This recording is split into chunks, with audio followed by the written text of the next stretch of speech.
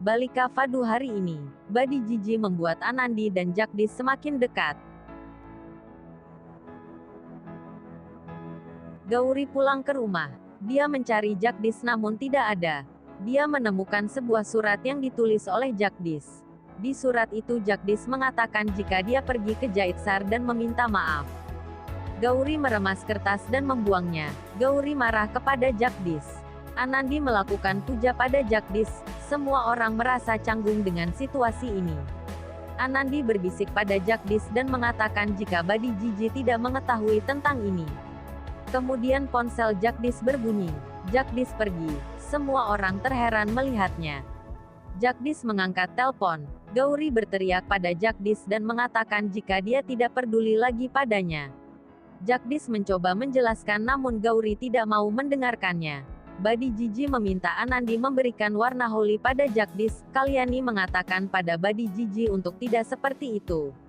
Jagdish masih terus berbicara pada Gauri untuk menjelaskan situasinya. Namun Badi Jiji bersikeras meminta Anandi untuk memberikan warna pada Jagdish. Anandi melakukannya. Dia berjalan menuju Jagdish. Badi Jiji memanggil Anandi. Jagdish menoleh ke belakang dan melihat Anandi. Jagdish menjatuhkan ponselnya. Jagdish melihat Anandi membawa nampan warna. Mereka menjadi canggung. Badi Jiji meminta Anandi melakukannya.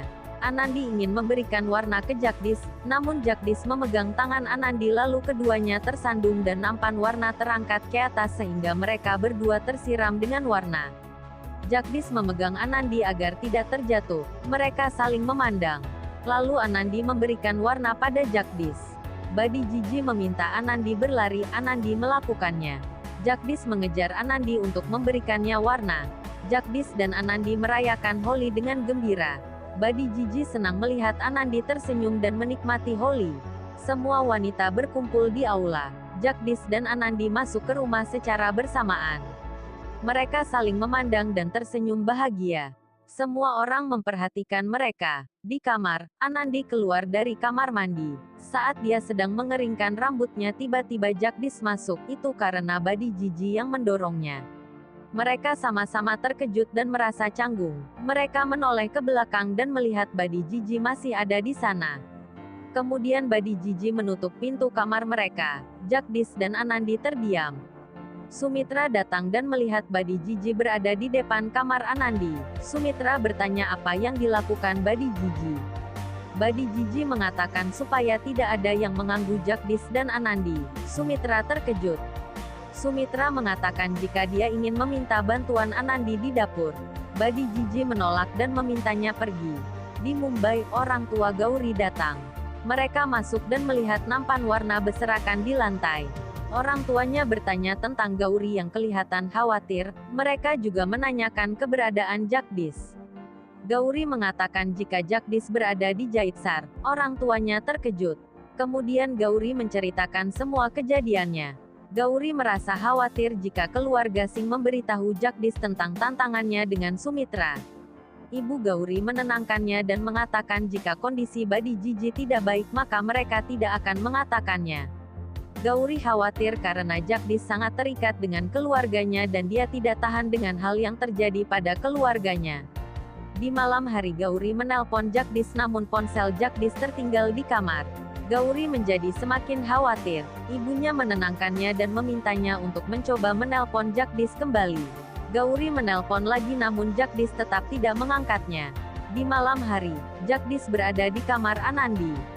Dia melihat ponselnya terdapat banyak panggilan dari Gauri. Jagdish merasa khawatir. Kemudian Gauri menelpon kembali. Dia marah karena Jagdish tidak mengangkat teleponnya. Jagdish menenangkan Gauri dan meminta maaf. Kemudian Gauri menanyakan kabar keluarga dan apa yang terjadi. Jagdish menjelaskan yang terjadi dan menjelaskan tentang Badi Jiji. Gauri seolah-olah cemas. Dia mengatakan baik. Jagdish pergi ke sana dan berbicara tentang Badi Jiji. Lalu mereka berdua mengobrol, kemudian Gauri mengatakan pada Jagdish untuk segera pulang. Jagdish mengkhawatirkan pekerjaannya. Gauri mengatakan jika telah mengurus surat cutinya. Jagdish senang dan berterima kasih pada Gauri. Mereka mengakhiri panggilannya. Gauri merasa lega mengingat kondisi Badi Jiji, dan itu berarti rahasianya akan tetap aman. Anandi mencari liontin yang diberikan Badi Jiji. Dia menemukannya. Kemudian Jagdish datang. Anandi memberitahunya dan mengatakan jika liontin itu pemberian Badi Jiji dan karena Badi Jiji ada di sini maka mereka harus memakainya. Jagdish memakai liontin tersebut namun dia mengalami kesulitan. Anandi membantu memakaikannya. Lalu mereka saling menatap. Di aula, Jagdish datang menemui Badi Jiji dan Kalyani. Kemudian Jagdish mendapat telepon dari Gauri. Jagdish ingin pergi namun Badi Jiji meminta Jagdish mengangkat telepon dan berbicara di sini. Jagdish pun menurutinya. Gauri bertanya pada Jagdish apakah dia merindukannya. Jagdish mengatakan bahwa sekarang dia berada bersama keluarganya secara tidak langsung. Gauri pun mengerti dan memutuskan teleponnya. Gauri terlihat kesal. Badi Jiji mengambil ponsel Jagdish dan memberikannya pada Anandi. Badi Jiji mengatakan memberikan ponsel Jagdish ketika dia sudah pergi. Semua orang terdiam.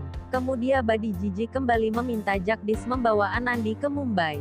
Jagdish menolak dengan beberapa alasan. Anandi juga mengatakan jika dia tidak ingin meninggalkan rumah ini dan pergi ke Mumbai. Badi Jiji menggoda Anandi jika dia tidak pergi ke Mumbai mungkin Jagdish akan tergoda dengan perempuan lain. Anandi meneteskan air mata. Badi Jiji mengatakan itu tidak akan pernah terjadi karena mereka mendidik keluarga mereka dengan baik dan Jagdish tidak akan melakukan itu. Semua orang terdiam. Kemudian Badi Jiji meminta Jagdish dan Anandi untuk memikirkan tentang anak. Anandi pun sedih mendengar itu. Jagdish merasa tidak enak. Sumitra dan Gehna pergi ke dapur dengan marah. Gehna mengatakan beberapa kata buruk pada Gauri dan mengatakan jika dia tidak akan pernah bahagia. Badi Jiji mendengar nama Gauri lalu dia bertanya tentang itu. Sumitra menutupinya. Badi Jiji meminta mereka untuk mengirim Anandi dan Jagdish ke kamarnya. Jagdish dan Anandi pergi ke kamar Badi Jiji. Badi Jiji memberikan hadiah pada Jagdish berupa bingkai foto dan patung Dewa Siwa dan Dewi Parwati beserta putranya Dewa Ganesha. Badi Jiji meminta mereka meletakkan foto mereka di dalamnya, dan sekali lagi meminta mereka memikirkan soal anak-anak. Anandi merasa sedih. Jagdish menatap Anandi. Kemudian Badi Jiji bertanya tentang hadiah liontin yang diberikannya pada mereka. Jagdish dan Anandi menunjukkan liontin itu. Badi Jiji senang karena mereka selalu memakainya. Badi berdoa untuk kebaikan Jagdish dan Anandi serta segera memberikan mereka anak. Jagdish dan Anandi saling menatap.